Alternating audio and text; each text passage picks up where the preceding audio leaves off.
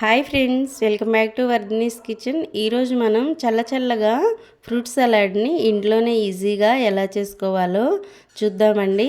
ఎండలు విపరీతంగా కాస్తున్నాయి కదా, అలా మధ్యాహ్నం టైంలో ఇలా చల్లగా సర్వ్ చేసుకుంటే చాలా బాగుంటుంది. సో దానికోసం ఒక బౌల్ తీసుకొని 1 కప్పు వాటర్ని అలాగే 1 కప్పు మిల్క్ని యాడ్ చేసుకొని ఒక పొంగు వచ్చే వరకు మరిగించుకోవాలి. ఇలా మిల్క్ అనేవి ఒక పొంగు వచ్చిన తర్వాత ఒకసారి కలుపుకొని మన స్వీట్నెస్కి తగినట్టుగా షుగర్ని యాడ్ చేసుకోవాలి. ఒక పావు కప్పు షుగర్ని యాడ్ చేసుకోవాలి. ఈ షుగర్ కరిగేలోపు మనం ఇలా కస్టర్డ్ పౌడర్ని తీసుకోవాలండి. ఈ కస్టర్డ్ పౌడర్ మనకి బయట మార్కెట్లో ఈజీగా దొరుకుతుంది. వెనిలా ఫ్లేవర్ని తీసుకొని ఒక 2 టేబుల్ స్పూన్ కస్టర్డ్ పౌడర్ని కొంచెం వాటరు లేదంటే పాలని యాడ్ చేసుకొని ఉండలేవి లేకుండా బాగా కలుపుకోవాలి. ఇలా వీడియో క్లిప్లో చూపిస్తున్న విధంగా మీరు మిల్క్ లేదంటే వాటర్నైనా యాడ్ చేసుకొని ఇలా ఉండలు లేకుండా కలుపుకొని మరుగుతున్న పాలల్లో కొంచెంగా ఈ పాలని యాడ్ చేసుకొని కలుపుకోవాలి. ఇవి వేసిన తర్వాత మనం సిమ్లో పెట్టుకోవాలండి.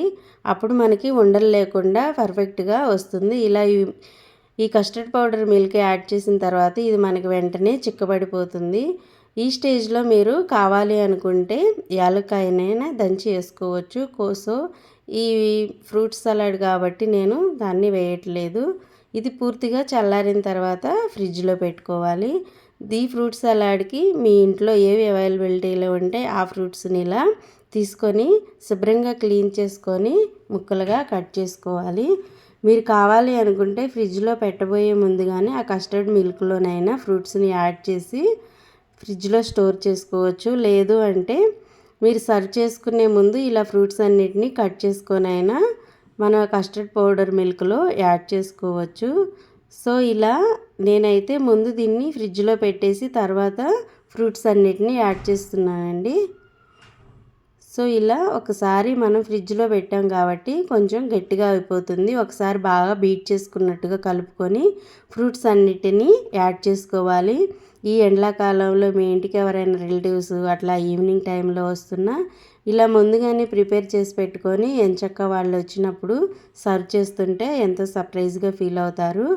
సో ఇలా అన్నిటినీ మిక్స్ చేసుకొని అయినా ఫ్రిడ్జ్లో స్టోర్ చేయొచ్చు. లేదంటే మనం సర్వ్ చేసుకునే ముందైనా ఇలా ఫ్రూట్స్ అన్నిటిని యాడ్ చేసుకొని సర్వ్ చేసుకోవచ్చు.